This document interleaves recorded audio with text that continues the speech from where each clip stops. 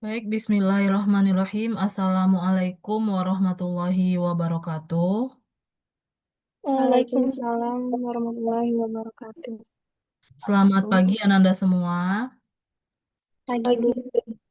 Salam sehat selalu. Semoga kita senantiasa dalam lindungan Tuhan Yang Maha Esa dan juga tetap semangat walaupun weekend tetap kuliah pengganti ya.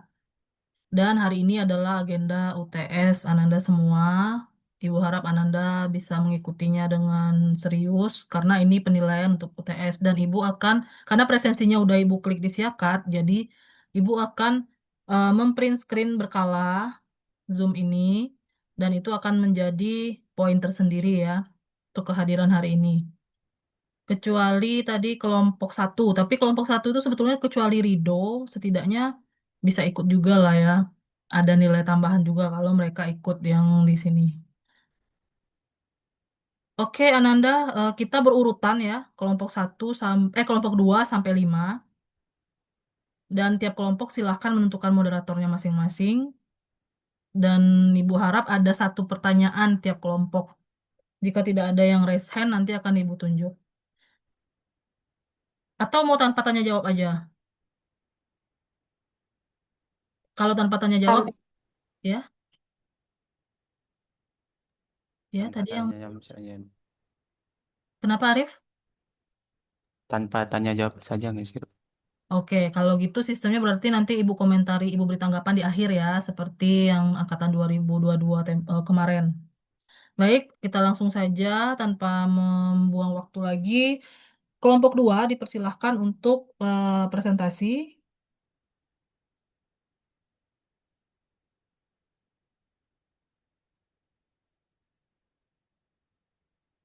Silahkan tentukan tiap kelompok ya operatornya, moderatornya gitu. Jadi tidak jeda-jeda seperti ini nih, gercep gitu.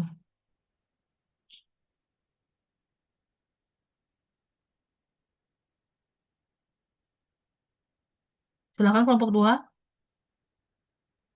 Udah bisa kok share screen ini. Ini multiple partisipan. Oke, Arif ya.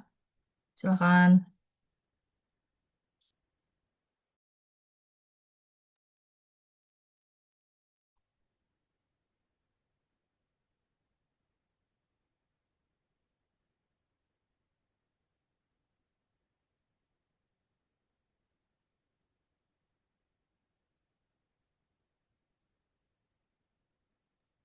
Assalamualaikum warahmatullahi wabarakatuh. Kami dari kelompok 2 yang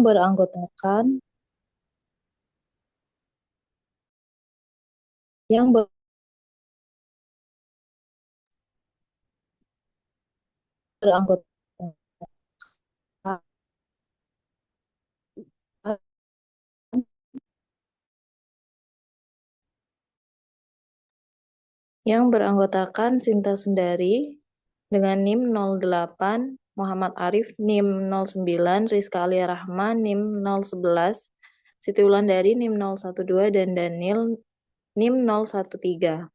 Kami di sini akan mempresentasikan hasil diskusi kami.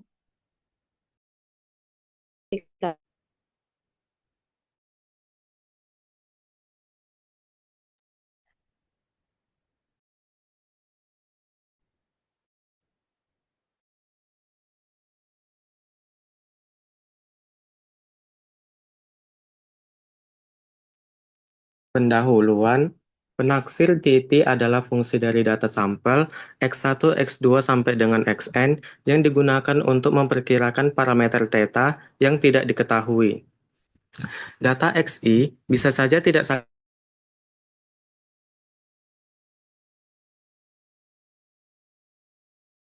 Rataan pada distribusi normal diketahui berada.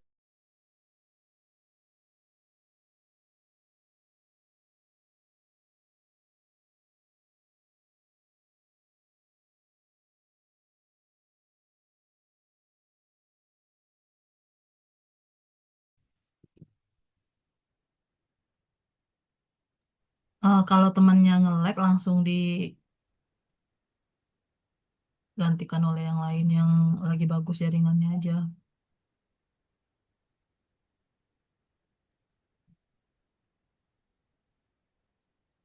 Kadang ada banyak sekali penaksir tak bias atau bahkan tidak ada sama sekali.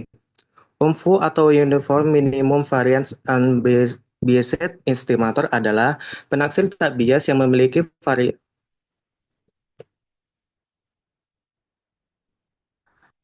tak bias memiliki varians terkecil di antara semua penaksir tak bias. Tidak selalu ada, tapi jika ada, seringkali mencapai batas bawah varians menurut teorema Cramer-Rao.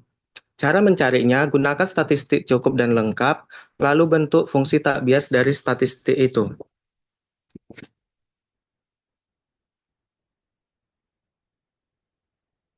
Definisi penaksir tak bias, definisi 1. Misal, fungsi peubah acak yang diamati, fungsi Tn dari X1 hingga sampai Xn dikatakan penaksir dari theta, di mana X1, X2 sampai dengan Xn peubah acak, maka fungsi itu juga suatu peubah acak dari suatu nilai tertentu dari penaksir dari fungsi Tn X1 hingga sampai dengan Xn disebut taksiran dari theta. Selanjutnya akan dijelaskan oleh teman saya. Baiklah, untuk selanjutnya definisi penaksir tak bias, definisi 2, dikatakan Tn X1 sampai Xn suatu penaksir tak bias dari theta jika theta Tn X1 sampai Xn untuk semua theta elemen theta, subskrip theta pada ekspektasi menyatakan fungsi distribusi Fx1 sampai Xn di mana Y1 sampai Yn dengan syarat theta yang akan digunakan dalam menghitung nilainya. Contoh, jika X1, X2 sampai Xn adalah sampel random dari populasi berdistribusi normal dengan min mu dan variansi sigma kuadrat, maka penduga titik untuk mu adalah mu topi sama dengan gx sama dengan x bar n sama dengan 1 per n, sigma dari i sama dengan 1 sampai n xi. Untuk n cukup besar, maka xn adalah dekat dengan mu, dalam arti bahwa p mutlak x bar n dikurang dengan mu lebih kecil sama dengan delta sama dengan integral dari min akar n delta per sigma sampai akar n delta per sigma 1 per akar 2 theta e pangkat min t dt mendekati 1 untuk n menuju tak hingga sehingga ekspektasi x bar sama dengan mu berapapun harga mu dan sigma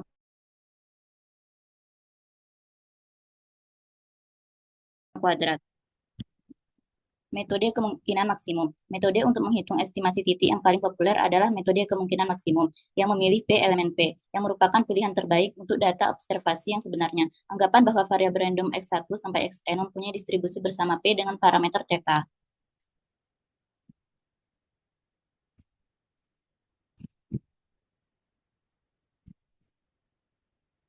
Kemudian, formulasi prinsip metode maksimum likelihood. Lihat sampel random X1 sampai Xn dari distribusi yang mempunyai PDF Fx theta elemen omega FKP atau PDF bersama dari X1 sampai Xn adalah Fx1 theta dikali dengan Fx2 theta sampai Fxn theta, di mana theta elemen omega. PDF bersama dapat dipandang sebagai suatu fungsi dari theta yang dikatakan sebagai fungsi likelihood L dari sampel random dan ditulis sebagai L theta X1 sampai Xn sama dengan Fx1 theta dikali dengan Fx2 theta sampai Fxn theta, di mana theta elemen omega. Peluang maksimum L theta dari sampel X1 sampai Xn adalah theta. Nilai maksimum dari theta merupakan estimasi yang baik dari theta sebab peluangnya lebih besar daripada sampel yang utama. Karena fungsi likelihood L theta beserta logaritma ln L theta adalah maksimum untuk nilai theta yang sama, maka salah satu dari theta atau ln L theta dapat digunakan.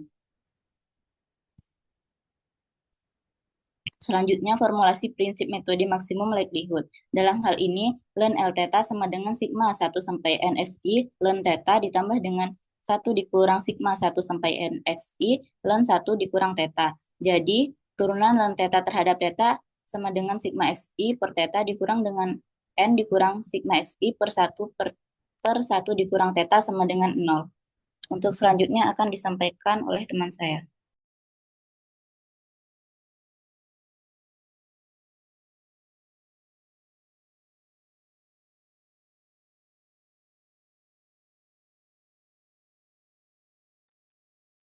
Baik, selanjutnya definisi ketiga itu definisi ketiga, statistik dengan fungsi T X1 sampai N adalah statistik cukup untuk theta jika fungsi P theta X1 sampai Xn elemen A, di mana fungsi T X1 sampai Xn sama dengan C, dengan I adalah varian theta, var theta dengan syarat C untuk tiap A subset dari bilangan real. Jika persamaan kiri di atas fungsi dari A dan C, misalnya I, var theta dengan syarat C, tapi bukan fungsi dari theta. Selanjutnya, definisi penaksir tak bias bervariansi minimum seragam. Penaksir tak bias bervariansi minimum adalah penaksir dengan variansi terkecil di antara semua penaksir tak bias. Meskipun tidak selalu ada, penaksir ini dapat mencapai batas bawah ketaksamaan Cramer-Rao melalui fungsi tak bias dari statistik cukup lengkap.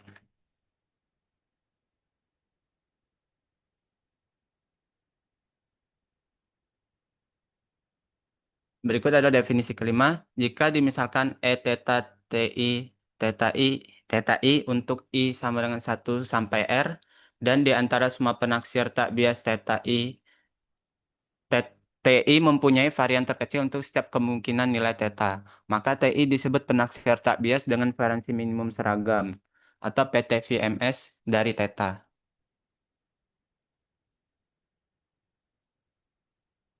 Teorema 1, Teorema Rowe-Blackwell, apabila X dan Y berubah acak yang memenuhi ekspektasi Y sama dengan mu, dan variansi Y sama dengan sigma kuadrat Y, kecil dari positif tak hingga, andaikan si X sama dengan ekspektasi Y, dengan X sama dengan X besar sama dengan X kecil, maka ekspektasi si X sama dengan mu. Dan variansi X-nya kecil dari sigma kuadrat Y. Kesamaan ini berlaku jika P, Y sama dengan si X sama dengan 1.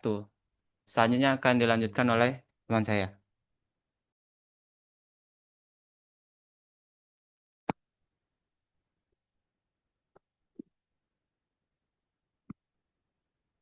Selanjutnya untuk pembuktian teorema 1, misalkan fxy menyatakan fungsi kepadatan gabungan dari xy di mana f1x adalah fungsi padat dari y, f2y adalah fungsi padat dari y, dan hy bersyarat x fungsi padat bersyarat dari y jika diketahui x sama dengan x.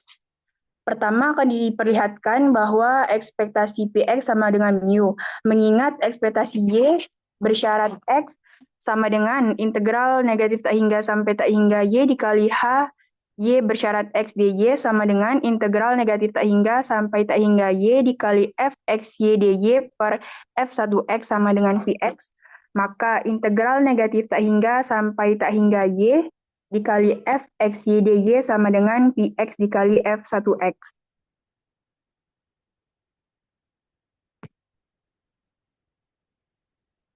Sehingga ekspektasi Px sama dengan integral dari negatif tak hingga sampai tak hingga Px dikali f1x dx.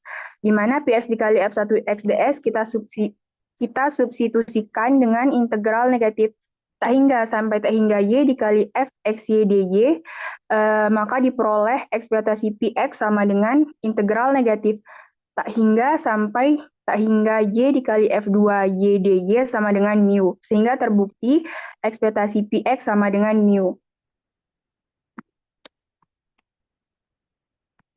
Selanjutnya akan diperlihatkan bahwa variansi Px kurang dari sama dengan sigma y kuadrat. Kesamaan ini berlaku jika peluang y sama dengan Px sama dengan 1, maka diperoleh sigma y kuadrat sama dengan ekspektasi y dikurang mu kuadrat sama dengan ekspektasi y dikurang Px ditambah Px dikurang mu kuadrat sama dengan y dikurang Px kuadrat ditambah ekspektasi y Px ditambah ekspektasi Px dikurang mu kuadrat ditambah 2 ekspektasi y dikurang Px dikali Px dikurang mu sama dengan ekspektasi y dikurang Px kuadrat ditambah variansi Px ditambah 0. Sehingga variansi Px sama dengan sigma y kuadrat dikurang ekspektasi y dikurang Px kuadrat kurang dari sama dengan sigma y kuadrat. Kesamaan ini berlaku jika ekspektasi Y dikurang Px kuadrat sama dengan 0, dan terakhir benar jika peluang Y sama dengan Px sama dengan 1. Contoh, Andaikan X1 sampai Xn peubah acak bebas, masing-masing berdistribusi normal dengan parameter mu dan sigma kuadrat. Mu dan sigma kuadrat keduanya tidak diketahui. Peubah penaksir tak bias bervariansi minimum seragam dapat dicari dengan terlebih dahulu menunjukkan bahwa X1 sampai Xn peubah acak bebas, di mana P1X1 sampai Xn sampai PRX1 sampai Xn yang merupakan statistik cukup minimum untuk theta, di mana theta sama dengan theta 1 sampai theta R, maka diperoleh statistik cukup minimum lengkap T X1 sampai Xn sama dengan sigma Xi, sigma Xi kuadrat untuk mu dan sigma kuadrat. Juga X bar N sama dengan sigma Xi per N dan Sn kuadrat sama dengan sigma Xi dikurang Xn bar kuadrat per N kurang 1 adalah fungsi tak bias dari statistik cukup lengkap. Ekspektasi Xn bar sama dengan mu dan ekspektasi Sn kuadrat sama dengan sigma kuadrat, sehingga Xn bar suatu penaksir tak bias bervariansi minimum seragam untuk mu dan Sn kuadrat suatu penaksir tak bias bervariansi minimum seragam untuk sigma kuadrat. Selanjutnya akan dilanjutkan oleh teman saya.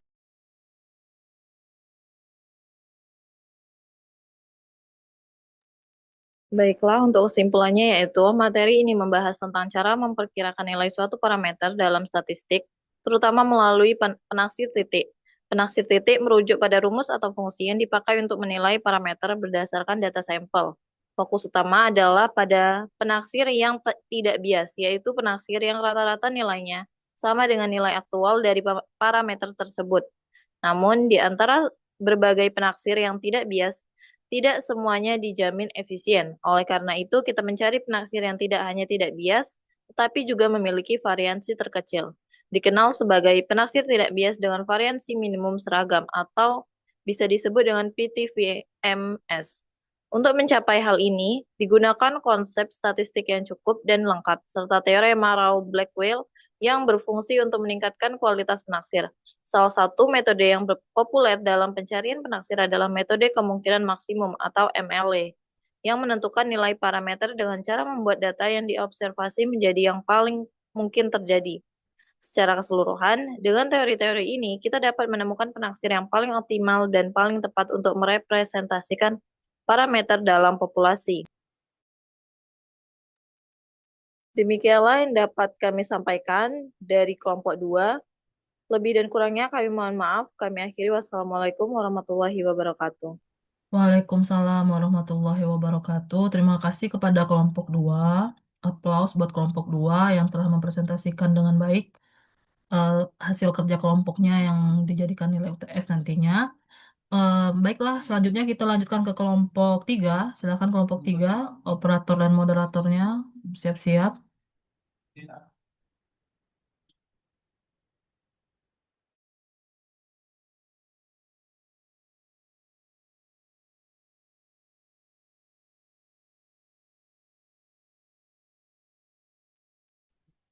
Selamat pagi semua. Kami dari kelompok 3 akan mempresentasikan hasil review dan resume jurnal kami mengenai penduga maksimum likelihood untuk parameter dispersi model Poisson gamma dalam konteks penggunaan area kecil. Small Area Estimation atau SAE merupakan suatu teknik statistika yang digunakan untuk menduga parameter-parameter area kecil dengan memanfaatkan data dari hasil survei domain besar seperti data sensus atau data survei sosial ekonomi nasional (SUSENAS) untuk menduga peubah yang menjadi perhatian pada area kecil.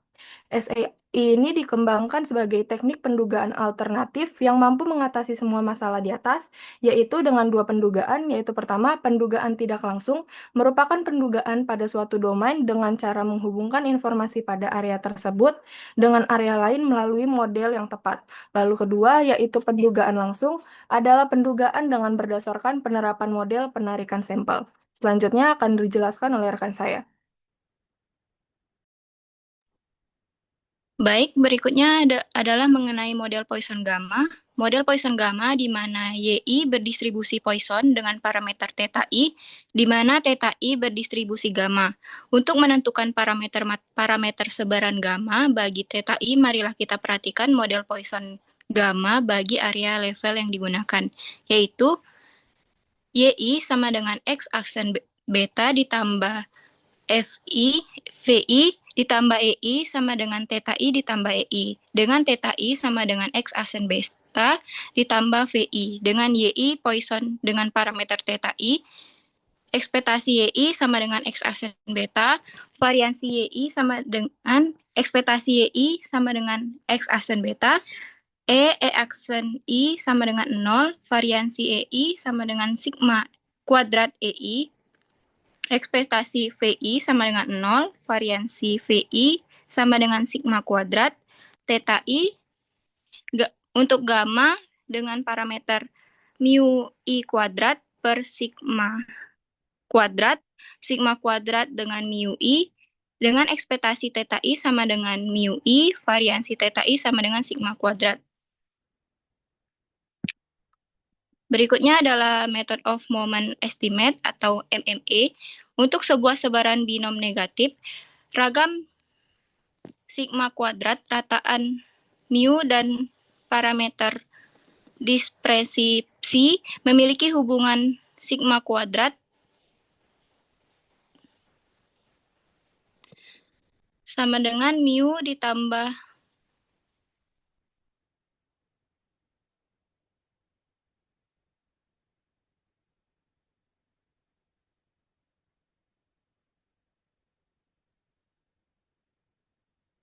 mu kuadrat psi. Berdasarkan hubungan ini, MMA diduga dengan psi topi sama dengan A topi sama dengan Y bar per X kuadrat dikurang Y bar, di mana Y bar dan X kuadrat adalah momen contoh tak bias pertama dan kedua menduga. Berikutnya adalah maksimum likelihood estimate MLE. Solusi bagi penduga maksimum likelihood dapat diperoleh secara numerik. Fungsi likelihood akan mencapai maksimum jika vektor gradien sama dengan 0, atau memaksimumkannya melalui diferensial terhadap psi j dan beta j dengan turunan I terhadap psi j sama dengan 0 dan turunan I terhadap do beta j sama dengan 0, sehingga akan diperoleh parameter psi j dan beta j akan memenuhi kondisi data. Berikutnya adalah metode bias empirik tanpa peubah penjelas bagi model Poisson gamma. Model Poisson gamma merupakan model yang sering digunakan untuk mengakomodasi permasalahan ragam melebihi rataan pada model Poisson. Dua tahapan model Poisson gamma adalah YIIND Poisson theta I sama dengan I sampai M, dan theta I IID gamma alpha, alpha pangkat min 1. Keterangannya adalah YI banyaknya pengamatan pada area ke I, theta I adalah nilai harapan dan ragam Y, M adalah jumlah area, alpha adalah parameter prior yang belum diketahui. Berikutnya akan dijelaskan oleh rekan saya.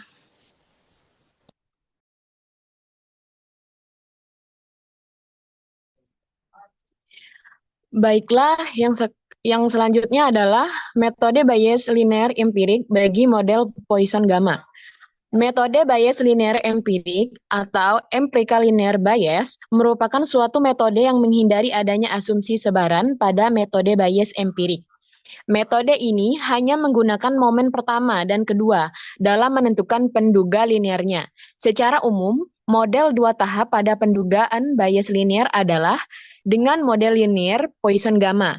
YI berdistribusi Poisson, theta I, dan prior distribution theta I gamma dengan mu I kuadrat per sigma kuadrat per mu I. Maka diperoleh posterior bias gamma dengan alfa ditambah YI, X aksen beta per X aksen beta ditambah alfa. Nilai tengah posteriornya adalah alfa ditambah YI, mu I per mu I ditambah alfa aksen. Melalui manipulasi nilai tengah diperoleh penduga bias mu I ditambah mu I per mu I ditambah alfa, YI dikurang mu I sama dengan mu I ditambah I dikurang mu I itu sama dengan YI.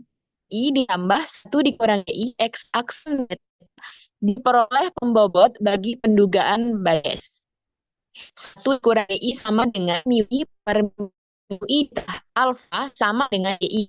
Sama dengan X beta per X beta ditambah alfa.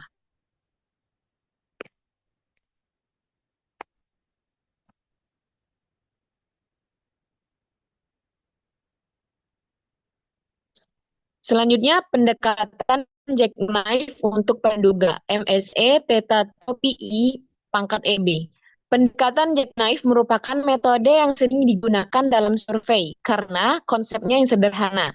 Metode ini diperkenalkan Turki pada tahun 1958 dan berkembang menjadi suatu metode yang dapat mengkoreksi bias suatu penduga, yaitu dengan menghapus observasi I. Untuk I sama dengan 1 sampai M, dan selanjutnya melakukan pendugaan parameter. Langkah-langkah pendekatan jackknife dalam menduga MSE, dugaan empirical bias, adalah sebagai berikut. 1. Anggap bahwa theta topi I pangkat EB itu sama dengan KI, YI, beta topi, alfa topi. Theta topi I theta 1 dikurang I topi pangkat EB itu sama dengan KI, YI, beta topi dikurang 1, alfa topi dikurang 1. Lalu M topi 2I sama dengan M dikurang 1 per M, sigma I sampai M, dengan theta topi I EB dikurang theta topi I dikurang 1 pangkat EB kuadrat. Dengan mencapai beta topi dikurang 1 dan alfa dikurang 1 yang merupakan penduga kemungkinan maksimum yang diperoleh dari data ke-1 yang dihapus, maka dihitung M topi 1I sama dengan G1I beta topi alfa topi YI dikurang M dikurang 1 per M, sigma dari I sama dengan M hingga M, dengan GII, beta topi dikurang 1, alfa topi dikurang 1, YI dikurang G1 topi YI. Penduga jackknife bagi kuadrat tengah, galat penduga bias empirik diberikan oleh KTGJ, theta topi I pangkat EB sama dengan M topi 1I ditambah M topi 2I.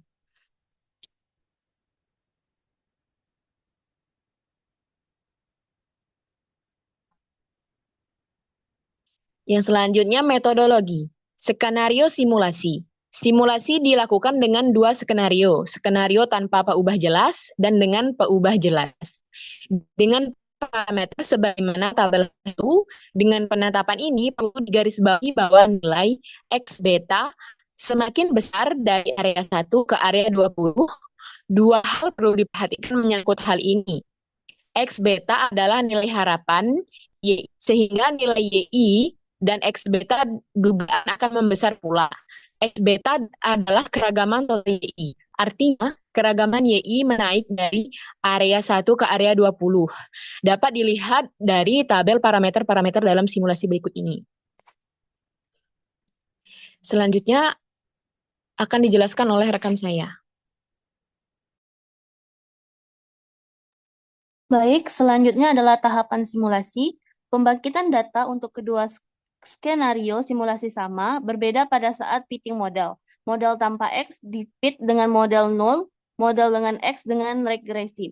Adapun tahapannya yaitu yang pertama, tetapkan X, beta, dan sigma kuadrat dengan mu I sama dengan X aksen beta. 2. Bangkitkan theta I berdistribusi gamma, mu I kuadrat per sigma kuadrat per mu I, di mana alpha mu I kuadrat per sigma kuadrat, kemudian YI berdistribusi Poisson dengan parameter theta I.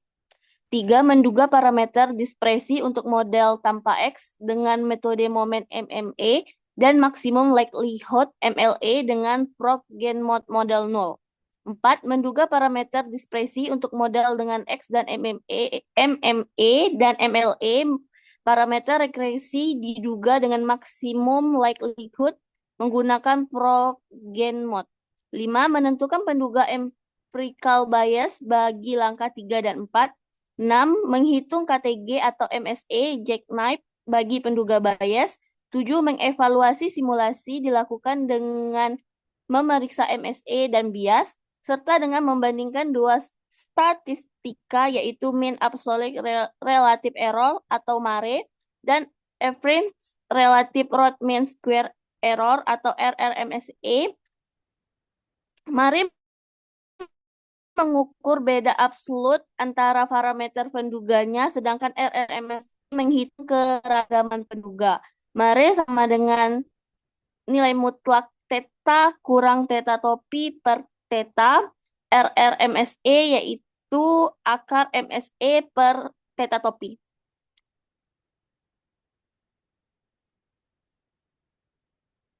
Selanjutnya, review jurnal. Adapun identitas dari jurnal ini yaitu berjudul penduga maksimum likelihood untuk parameter diskresi model Poisson gamma dalam konteks pendugaan area kecil. Penulis Alfian F. Hadi Nusyirwan, Hairil Anwar Noto Diputro. Sumber ini bersumber dari Semnas Matematika dan Pendidikan Matematika tanggal 28 November 2008 dari Universitas Negeri Yogyakarta.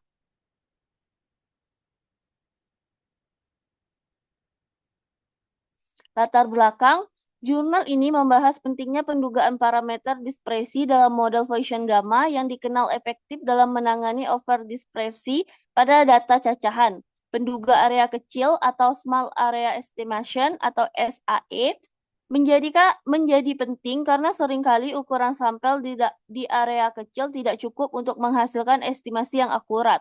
Penulis menjelaskan bahwa estimasi parameter diskresi sangat penting dalam meningkatkan akurasi prediksi, terutama dalam konteks empirical bias atau EB.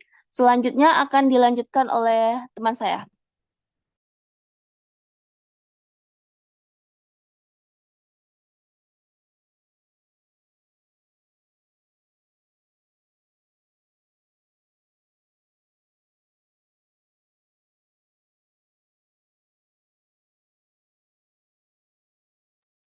Tujuan utama dari penelitian ini adalah untuk membandingkan dua metode estimasi, yaitu Maximum Likelihood Estimation atau MLE dan Method of Moment Estimate atau MME dalam menduga parameter diskresi model Poisson gamma dan mengevaluasi pengaruhnya terhadap performa penduga composite bias empirik dalam konteks pendugaan area kecil. Hasil dan diskusi. Yang pertama, hasil simulasi menunjukkan bahwa MLE memberikan hasil yang lebih akurat dibandingkan MME, meskipun tingkat bias MLE lebih tinggi. 2. MLE lebih baik dalam hal mean square error atau MSE yang menunjukkan ketelitian yang lebih baik dalam estimasi. Ketiga, diskusi mengenai pengaruh peubah penjelas terhadap estimasi juga disajikan, yang menunjukkan bahwa MLE lebih sensitif terhadap perubahan dalam data.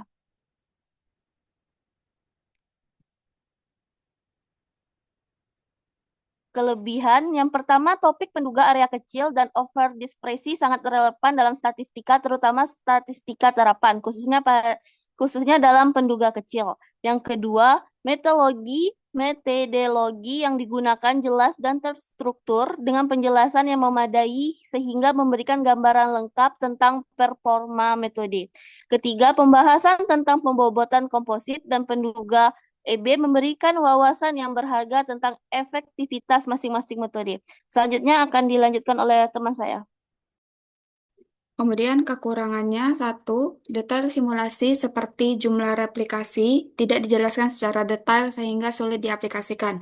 Yang kedua, tidak ada analisis yang lebih mendalam tentang penyebab bias tinggi pada MLE, terutama untuk nilai tengah yang mendekati 0. Yang ketiga, saran untuk mengeksplorasi penduga berbasis sisaan tidak disertai contoh atau referensi yang lebih lanjut. Saran pengembangan yang pertama yaitu menambahkan simulasi dengan variasi ukuran, contoh, dan tingkat overdispersi. Yang kedua, menguji metode pada studi kasus real untuk validasi praktis. Yang ketiga, menggabungkan MMA dengan MLE untuk menyimbangkan bias dan ketelitian. Kesimpulannya, jurnal ini menunjukkan pentingnya pendugaan parameter dalam model Poisson gamma yang membandingkan dua metode estimasi dengan fokus kepada konteks area kecil. Meskipun memiliki beberapa keterbatasan dan perbaikan, penelitian ini dapat menjadi referensi yang lebih kuat untuk peneliti dan praktisi statistika. Pengembangan lebih lanjut dapat dilakukan dengan memperkaya pemahaman tentang pendugaan parameter dalam model campuran. Selanjutnya, saya kembalikan kepada moderator.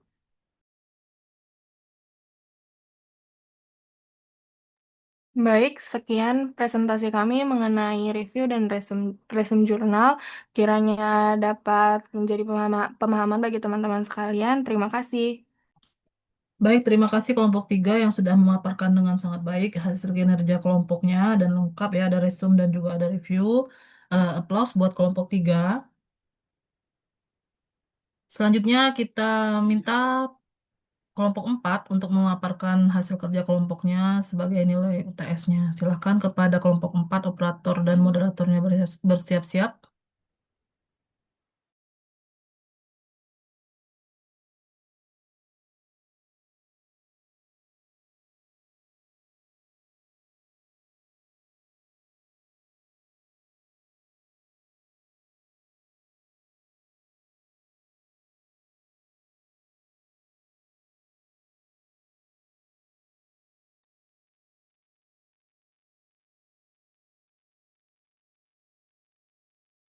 Assalamualaikum warahmatullahi wabarakatuh. Selamat pagi semuanya.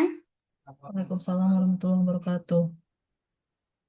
Yang terhormat Ibu Bunga Mardotilah, SSI MSTAT selaku dosen pengampu mata kuliah Statistika Matematika 2, dan teman-teman semua yang berbahagia. Baiklah, di sini kami dari kelompok 4 akan mempresentasikan terkait resume dan review dari jurnal yang berjudul Penerapan Metode Multivariate Empirical Based Linear Unbiased Prediction Period or EBLUPFH dengan informasi klaster untuk mengestimasi rata-rata pengeluaran rumah tangga.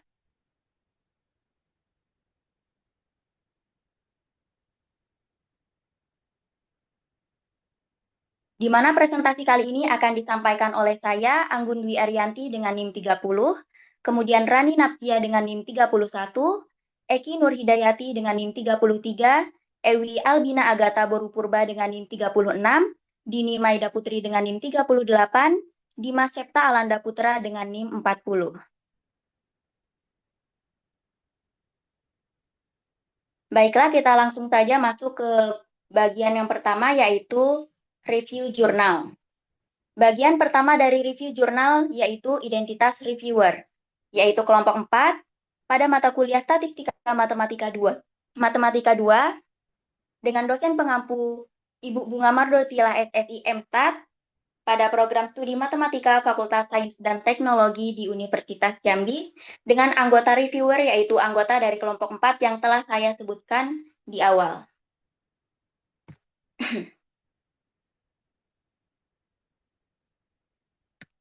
Bagian kedua dari review jurnal yaitu tujuan review.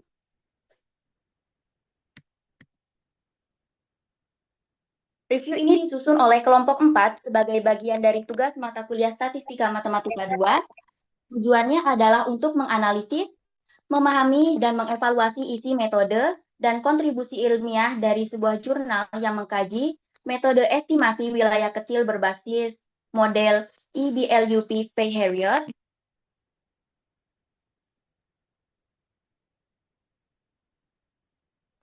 multivariat. Melalui review ini, kelompok kami berupaya mengidentifikasi kekuatan dan kelemahan jurnal, serta menilai relevansinya terhadap praktik statistik, terapan, dan perumusan kebijakan berbasis data di Indonesia.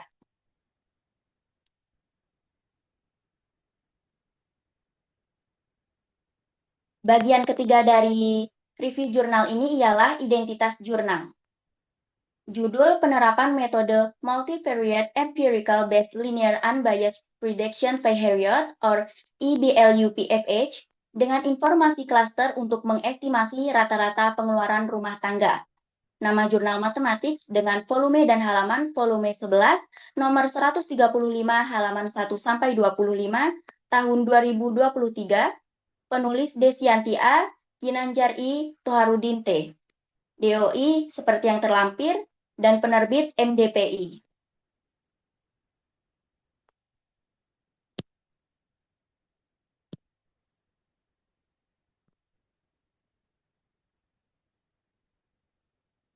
Bagian keempat dari review jurnal ini sendiri berisikan resume jurnal yang akan terbagi menjadi beberapa bagian.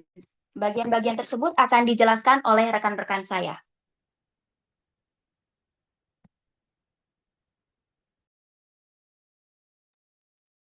Baik, terima kasih. Saya akan melanjutkan penjelasan yang telah disampaikan oleh Saudari Anggun. Bagian yang pertama itu latar belakang. Jurnal ini lahir dari permasalahan yang sangat relevan di Indonesia, yakni keterbatasan data statistik pada wilayah kecil seperti kecamatan, akibat ukuran sampel survei nasional yang terbatas. Padahal, pemerintah memerlukan data statistik hingga tingkat wilayah kecil kecamatan untuk mendukung perencanaan pembangunan, evaluasi, dan program pengentasan kemiskinan. Survei seperti Susenas atau Survei Sosial Ekonomi Nasional yang dilakukan oleh Badan Pusat Statistik BPS tidak dirancang untuk estimasi pada level kecamatan karena keterbatasan jumlah sampel.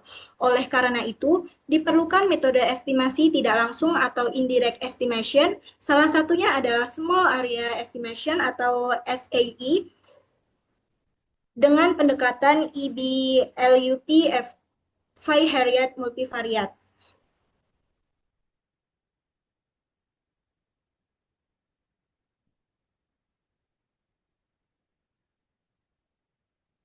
Adapun penelitian ini bertujuan untuk mengestimasi rata-rata pengeluaran rumah tangga untuk konsumsi makanan dan non-makanan di tingkat kecamatan di Provinsi Jawa Tengah pada tahun 2020 dengan penggunaan metode EBLUP-FH multivariate dan penambahan informasi klaster untuk wilayah yang tidak disampel. Data penelitian ini bersumber dari dua dataset utama, yaitu variabel respon dan variabel bantu. Untuk variabel respon, Y1 itu sebagai rata-rata pengeluaran makanan rumah tangga per bulan, dan Y2 itu sebagai rata-rata pengeluaran non-makanan rumah tangga per bulan. Perhitungan kedua rata-rata pengeluaran rumah tangga per bulan di wilayah KI dapat dirumuskan secara matematis, yaitu YI sama dengan total pengeluaran bulanan atau expense dibagi dengan jumlah rumah tangga NRT dengan I sama dengan 1, 2, hingga M. Untuk variabel bantu diambil dari data PODES atau pendataan potensi desa pada tahun 2020 seperti jumlah sekolah, klinik, pasar, dan sebagainya. Selanjutnya akan disampaikan oleh rekan saya. Baiklah, saya akan melanjutkan bagian D. 1. Metode EBLUP-FH Univariate atau dasar. Metode ini merupakan gabungan efek tetap dan acak. Theta topi I sama dengan XI tau beta tambah BI UI tambah EI, di mana I sama dengan 1 sampai M, di mana XI adalah vektor variabel bantu, beta adalah parameter regresi, UI berdistribusi normal dengan parameter 0 sigma kuadrat U, di mana UI adalah efek acak wilayah, EI berdistribusi normal dengan parameter 0 VI, di mana EI adalah error samping.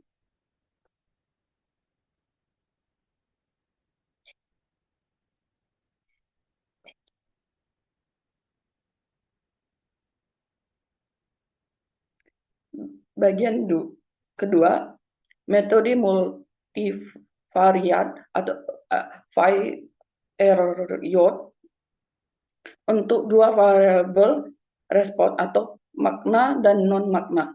YD sama dengan XD beta D ditambah UD ditambah ED, di mana D sama dengan 1 sampai D, dengan UD berdistribusi normal dengan parameter 0, VUD, ED berdistribusi normal dengan parameter 0, VED, model digabung sebagai YD sama dengan X beta ditambah ZU ditambah E, U berdistribusi normal dengan parameter 0G, E berdistribusi normal dengan parameter 0R.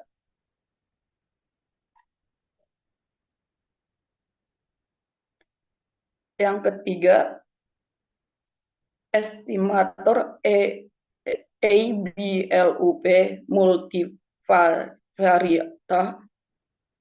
Estimator parameter model dilakukan melalui new topi sama dengan X beta topi ditambah Z G topi Z tau omega topi pangkat min 1 kali Y dikurang X beta topi dengan beta topi sama dengan X tau omega topi pangkat min 1 X pangkat min 1 X tau omega topi min X Y.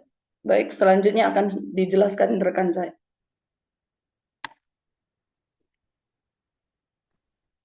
Baik, metode selanjutnya, metode EBLUP multivarian dengan penambahan informasi klaster. Untuk wilayah yang tidak disampel, digunakan estimasi dengan tambahan efek acak rata-rata dari klaster. Efek acak rata-rata per klaster. U topi C sama dengan 1 per MC, sigma U topi I dari I sama dengan 1 sampai MC. Dua estimator EBLUP untuk wilayah yang tidak disampel di klaster C, yaitu mu topi I bintang C sama dengan XI kali XI bintang C tau beta topi ditambah U topi C.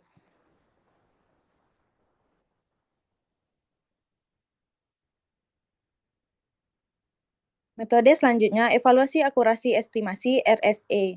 RSE theta I sama dengan akar MSE theta I per theta I kali 100%, I sama dengan 1 hingga M.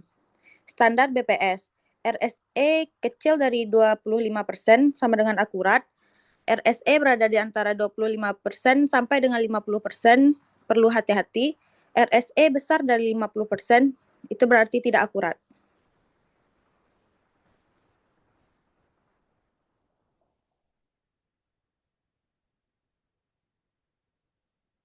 Metode selanjutnya, uji korelasi antar variabel respon.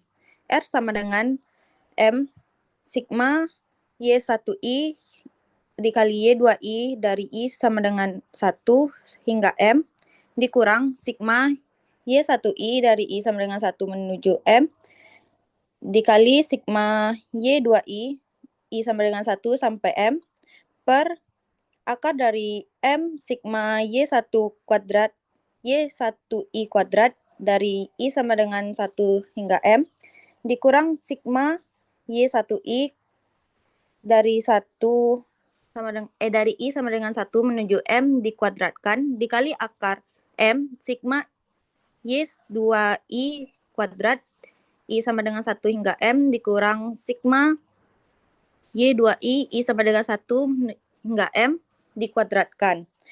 Diuji dengan statistik T sama dengan R akar dari M dikurang 2 per akar dari 1 dikurang R kuadrat.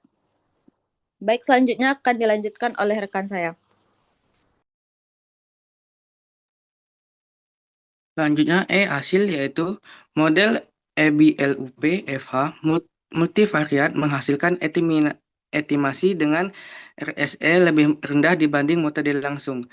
RSE untuk semua wilayah lebih kecil dari 25%, menunjukkan hasil estimasi sangat akurat.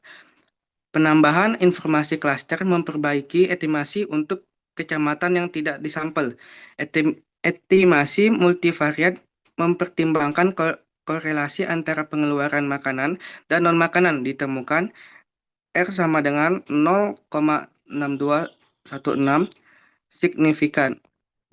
F. Kesimpulan, metode EBLUP-FH multivariat dengan tambahan informasi klaster efektif dan akurat dalam mengestimasi pengeluaran rumah tangga di wilayah kecil.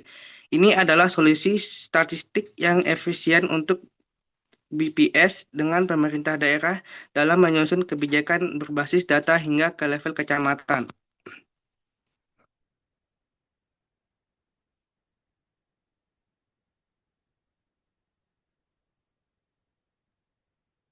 Lima, ulasan jurnalnya. Analisis latar belakang. Latar belakang penelitian dijelaskan dengan baik, menyoroti pentingnya data tingkat kecil atau small area untuk perencanaan pembangunan dan kebijakan publik.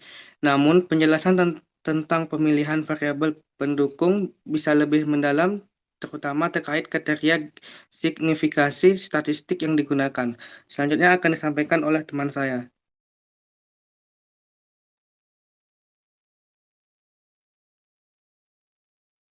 Selanjutnya yang B, analisis metode penelitian. Metode penelitian yang digunakan sudah tepat untuk mencapai tujuan penelitian. Penggunaan K-Medoid cluster dipilih karena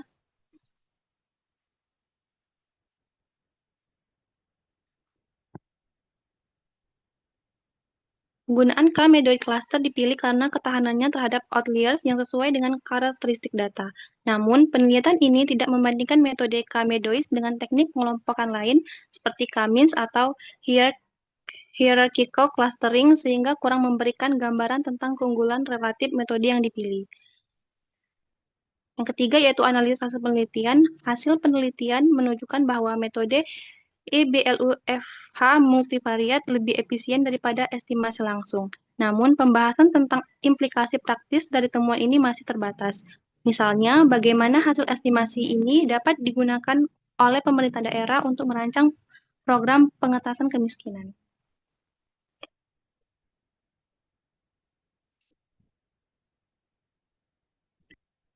Selanjutnya yang keenam yaitu evaluasi. Yang pertama, kelebihan jurnal. 1. Inovatif secara metodologis, menggabungkan EBLUP multivariat ditambah informasi klaster, memberikan solusi inovatif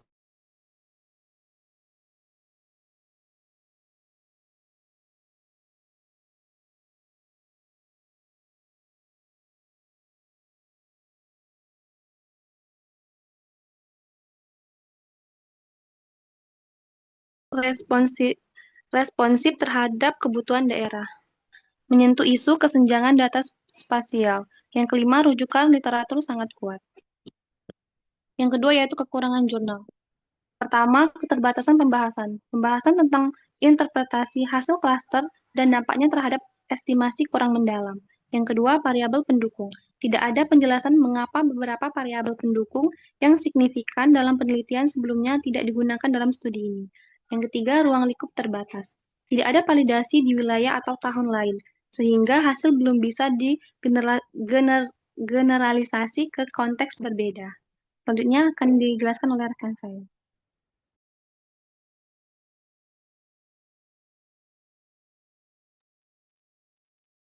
Baiklah, bagian ketujuh dari review jurnal adalah kesimpulan. Jadi jurnal ini merupakan karya ilmiah yang sangat kuat, baik dari sisi teori, metode, maupun aplikasinya. Penulis berhasil menggabungkan pendekatan statistik modern yang kompleks dengan kebutuhan praktis di lapangan. EBLUP-FH multivariate dengan klaster adalah solusi konkret dan efektif untuk menjawab keterbatasan data wilayah kecil di Indonesia. Metode ini sangat direkomendasikan untuk BPS dan lembaga statistik daerah, kemudian peneliti kebijakan sosial ekonomi, dan evaluator program kesejahteraan dan kemiskinan.